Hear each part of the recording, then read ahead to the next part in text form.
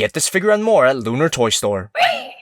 Hey, my name is Jobby and and today we're taking a look at the galaxy's favorite asthmatic cripple.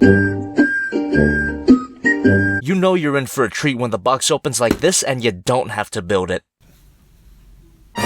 But some assembly is required. And for those of you who have no idea what Star Wars is, I honestly congratulate you for being so out of touch. That's impressive. Darth Vader. You love him, you hate him, you love to hate him, unless he's complaining about sand. Now this particular figure comes from the movie realization line from Bandai. This particular line of figures sets out to bring a unique spin on classic established characters, but I thought that was PlayArt's Kai thing. I'm just talking out of my ass at this point. And for all of you too distracted by your lunch to look at the screen, the look of this guy is influenced by samurai armor. You can look at it as a tribute to Star Wars roots, because George Lucas was a hack who watched too many Japanese movies. I bet he had a Kurosawa body pillow too, the weeaboo fuck. The painting and the sculpting on this figure is high art. As silly as it may seem on first glance, the finely sculpted details and the intricate paintwork really sell me on this admittedly pretty goofy concept. This is one of those figures that never gets boring to look at. Every time I pick up this guy, I find something new to admire. I mean, sure, there's the obvious stuff like how his crest is the frickin' Death Star,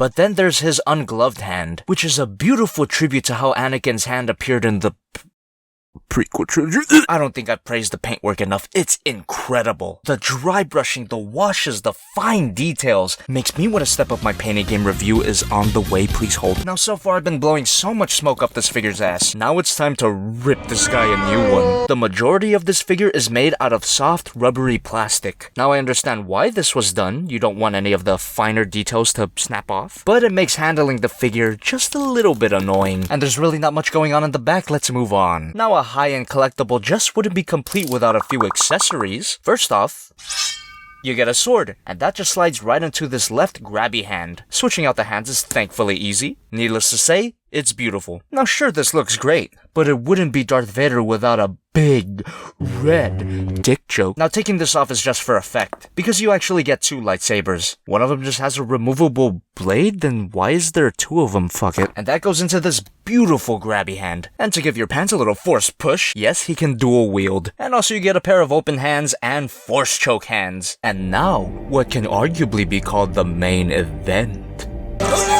Ball joint at the head and the base of the neck. Surprisingly enough, ball joint at the cape. Rotate at the arm moves out. A slight shoulder swivel at the left elbow, but for some reason not the right. Double bend at the elbow. Wrist moves up and down, but if you rotate it, you could get some side to side. Ball joint at the waist. A healthy swivel here. A bit of arching action and a waist crunch. Rotation at the leg. Hilt clasp rotates. Unnoticeable thigh swivel. Bend at the knee. Knees up and down at the ankle. A pivot, and who's your daddy? And this guy is quite sizable. Here's Masterpiece Optimus Prime, Figma Madoka Kaname, SH Monster Arts Godzilla, and the Star Wars Black Series Darth Vader. Now I did review this figure a long while back, but it's kind of outdated now because of all the giveaway plugs and Jebber, why don't you talk to me? Overall, this figure is amazing. I gotta fully admit right now, my shitty iPhone camera is not doing this figure any justice at all. You really gotta see this in person to fully appreciate the craft and the hard work that's put into this figure. It's just a shame that the price of admission is a little... But if you're a dedicated Star Wars fan and you had the cash to drop, pick this guy up, you won't regret it. But I'm not homeless yet, which has to mean that Lunar Toy Store gave this guy to me for free. Thank you so much. And as always, go check him out, link in the description. And another special thanks to Charlie Rose, otherwise known as Mootroid X Productions. Like, comment, subscribe. If you contribute $10 or more to my Patreon, you get a toy review request. Preferably something from Lunar Toy Store because, you know, I can get it for free.